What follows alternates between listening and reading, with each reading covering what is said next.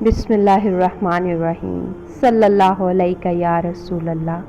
السلام علیکم ناظرین، آج ہم جس پیغمبر کے بارے میں بات کرنے جا رہے ہیں وہ ہیں حضرت سلیمان علیہ السلام، جو حضرت داؤد علیہ السلام کے بیٹے فرزند عظیم تھے۔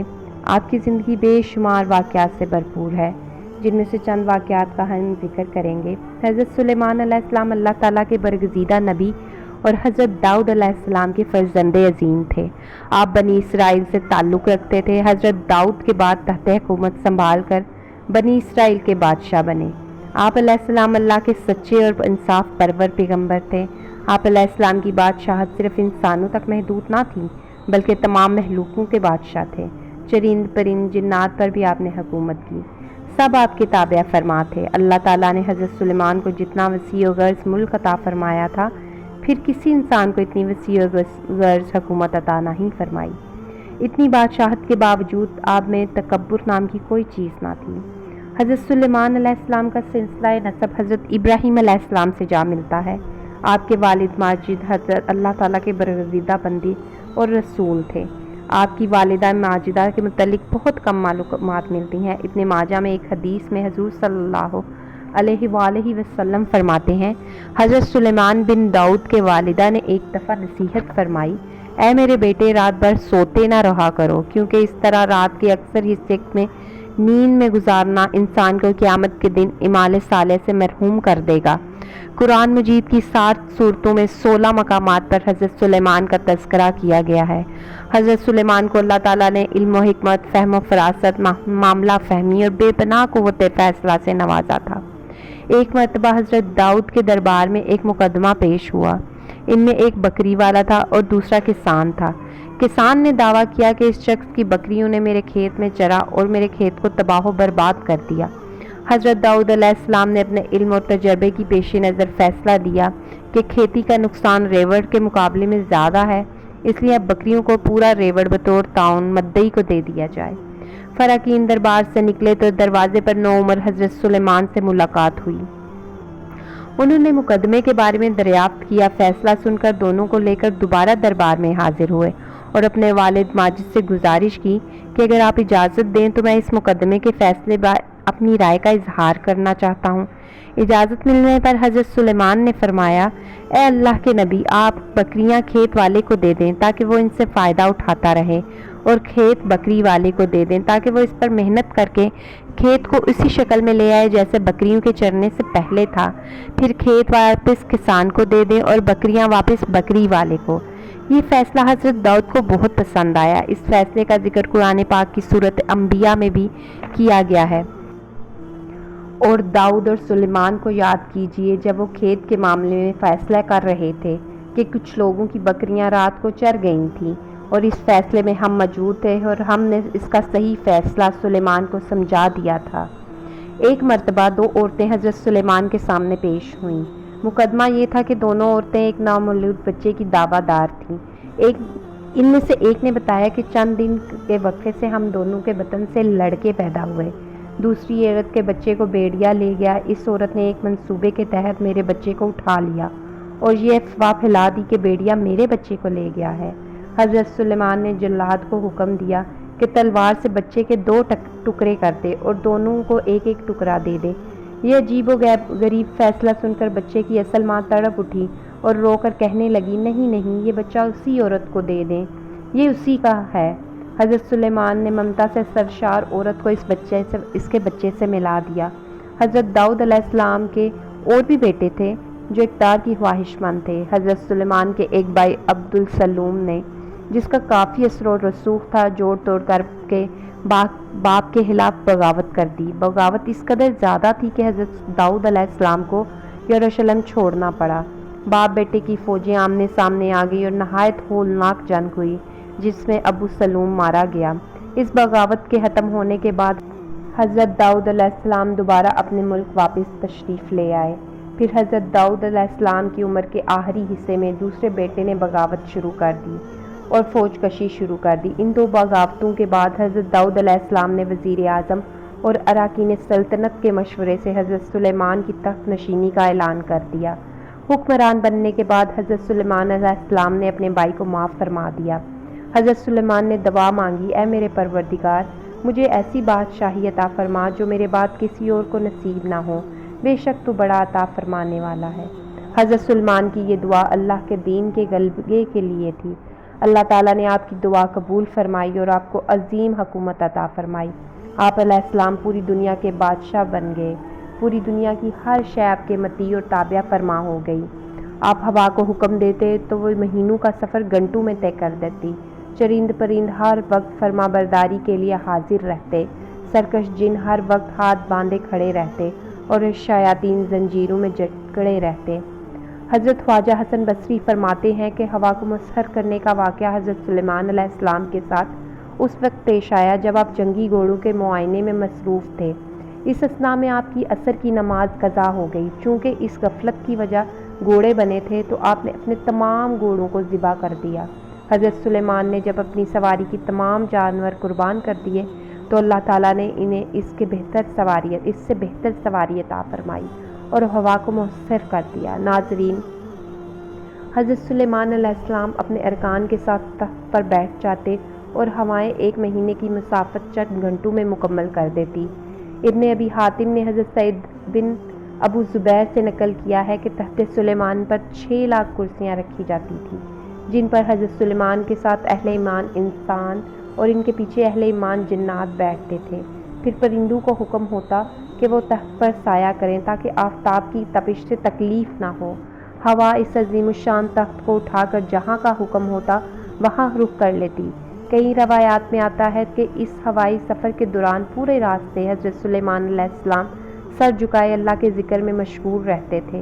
اللہ تعالیٰ نے جنات اور شیاطین کو بھی حضرت سلیمان کے تابع کیا تھا، جو نوکروں چاکروں کی طرح ہر وقت ہاتھ باندھے آپ کی خدمت میں حاضر رہتے اور آپ کا ہر حکم بجا لیتے۔ وہ آپ علیہ السلام کے لیے سمندر کی تہہ سے قیمتی موتی جواہرات نکال لاتے۔ حضرت سلیمان جو بڑی اور خوبصورت عمارتیں بنانے کے شوق رکھتے تھے، چنانچہ آپ کے حکم پر عظیم الشان عمارتیں بناتے۔ اگر ان میں سے کوئی سرکشی کرتا تو حضرت سلیمان اس سے سزا دیتے اور زنجیروں میں جکڑ دیتے۔ قرآن مجید کی سورۃ انبیاء میں ارشاد ہے، ہم نے بہت سے شیاطین بھی ان کے تابع کیے تھے جو ان کے حکم سے غوطے لگاتے اور اس کے سوا اور بہت سے کام کرتے تھے۔ ناظرین، جنات میں بھی 2 طرح کے جنات ہوتے ہیں۔ ایک تو اہل ایمان تھے جو حضرت سلیمان کا ہر حکم اپنا مذہبی فریضہ سمجھ کر سر انجام دیتے تھے، لیکن جو جن کافر تھے انہیں شیاطین کہا گیا ہے۔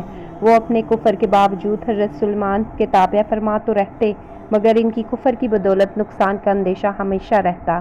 اس لیے اللہ تعالیٰ نے حضرت سلیمان کی ان سے حفاظت فرمائی۔ قرآن مجید کی سورۃ سبا میں ارشاد باری تعالیٰ ہے، جو کوئی ان میں سے ہمارے حکم سے پھرے گا اس کو ہم آگ کا مزہ چکھائیں گے۔ مفسرین فرماتے ہیں کہ اللہ تعالیٰ نے ایک فرشتہ مقرر فرما دیا تھا جس کے ہاتھ میں ایک آگ کا عصا ہوتا تھا۔ جو جن حضرت سلیمان علیہ السلام کے حکم کی نافرمانی کرتا تو فرشتہ اسے وہ عصا مارتا، جس سے وہ جن جل کر بھسم ہو جاتا۔ ناظرین، قرآن مجید کی سورۃ سبا میں ارشاد باری تعالیٰ ہے، اور ہم نے ان کے لیے تانبے کا چشمہ بہا دیا۔ اللہ تعالیٰ کی جانب سے عطا کیے گئے معجزات میں سے ایک پگھلے ہوئے تانبے کا چشمہ بھی ایک معجزہ ہے۔ وہ چشمہ ہے جن میں جنات بڑی بڑی دیگیں، برتنیں اور بحری جہاز تیار کیا کرتے تھے۔ تورات اور جدید تحقیقات سے پتہ چلتا ہے کہ حضرت سلیمان علیہ السلام نے بڑے پیمانے پر بحری تجارت کا سلسلہ شروع کیا تھا۔ ناظرین، حضرت داؤد علیہ السلام نے بیت المقدس کی بنیاد اس مقام پر رکھی تھی جہاں حضرت موسیٰ علیہ السلام کا خیمہ نصب کیا گیا تھا۔ اس عمارت پورا ہونے سے پہلے آپ کی وفات کا وقت آ گیا، چنانچہ اس عمارت کی تکمیل کی وصیت حضرت داؤد علیہ السلام نے حضرت سلیمان علیہ السلام کو فرمائی۔ چنانچہ حضرت سلیمان نے جنات کو اس عمارت کی تکمیل کا حکم دے دیا۔ جب آپ کی وفات کا وقت پہنچا تو آپ نے دعا کی کہ آپ کی وفات جنات پر ظاہر نہ ہو تاکہ جنات عمارت کی تکمیل تک مصروف رہیں اور علم غیبی کا جو دعویٰ کرتے ہیں وہ بھی باطل ہو جائے۔ پھر آپ علیہ السلام محراب میں داخل ہوئے اور حسب عادت اپنے عصا کے ساتھ ٹیک لگا کر کھڑے ہو گئے۔ جنات دستور کے مطابق خدمت میں مصروف رہے اور یہ سمجھتے رہے کہ حضرت سلیمان زندہ ہیں، اور سلیمان عرصہ دراز تک اسی حالت میں رہنا تعجب کا باعث نہ تھا، کیونکہ وہ بارہا دیکھتے تھے کہ حضرت سلیمان طویل مدت تک عبادت میں مشغول رہتے تھے اور آپ کی نماز بہت لمبی ہوتی تھی۔ اسی طرح آپ کی وفات کے بعد ایک طویل مدت تک جنات آپ علیہ السلام کی وفات پر مطلع نہ ہو سکے اور اپنے کام میں مشغول رہے، یہاں تک کہ دیمک نے آپ کا اعضاء مبارک کھا لیا اور آپ کا جسم مبارک جو لاٹھی کے سہارے تھا زمین پر تشریف لے آیا۔ اس وقت جنات کو آپ کی وفات کا علم ہوا۔ اس وقت جنات پر یہ بات واضح ہوئی کہ وہ غیب کا علم نہیں جانتے۔ اگر ایسا ہوتا تو انہیں حضرت سلیمان کی وفات کا علم ہو جاتا اور اس ذلت اور خواری کے عذاب میں نہ رہتے۔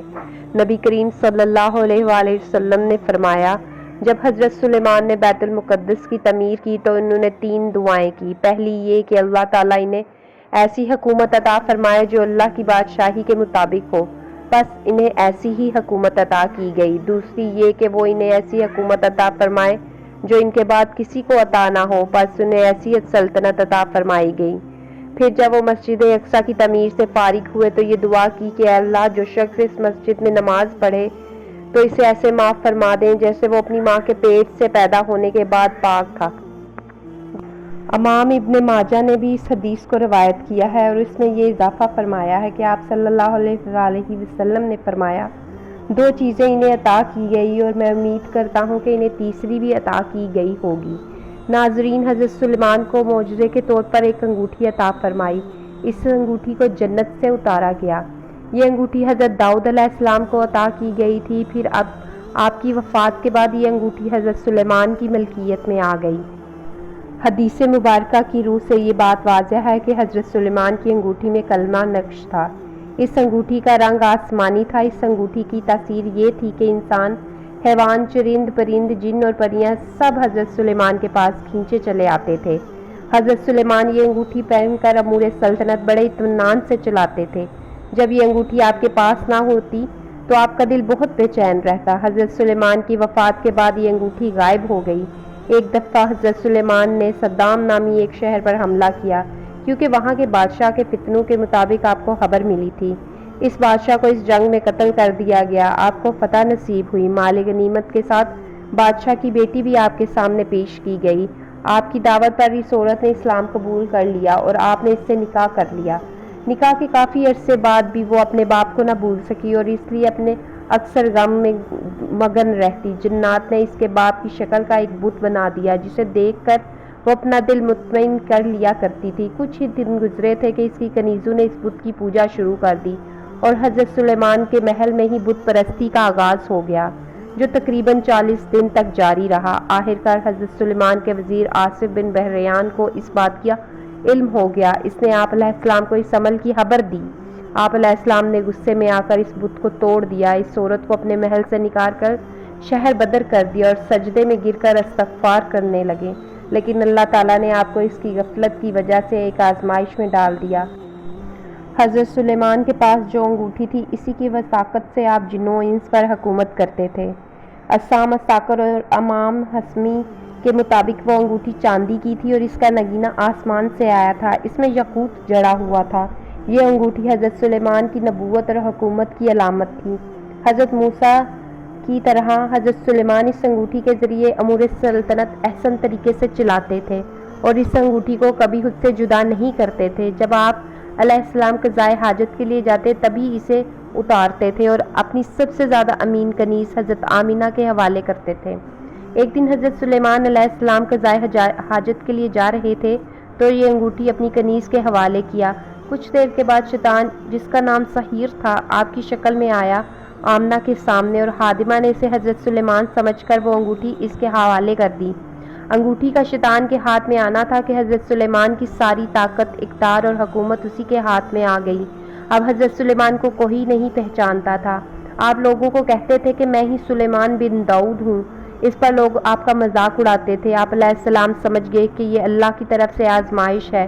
پھر آپ تخت و تاج چھوڑ کر شہر چلے گئے اور روزگار تلاش کرنے لگے۔ آپ علیہ السلام نے ایک ماہگیر کے ہاں نوکری کر لی اور روز اس کے لیے مچھلیاں پکڑ کر لاتے تھے، جس کے بدلے وہ آپ کو 2 مچھلیاں دیا کرتا تھا۔ یہ سلسلہ کچھ دن جاری رہا۔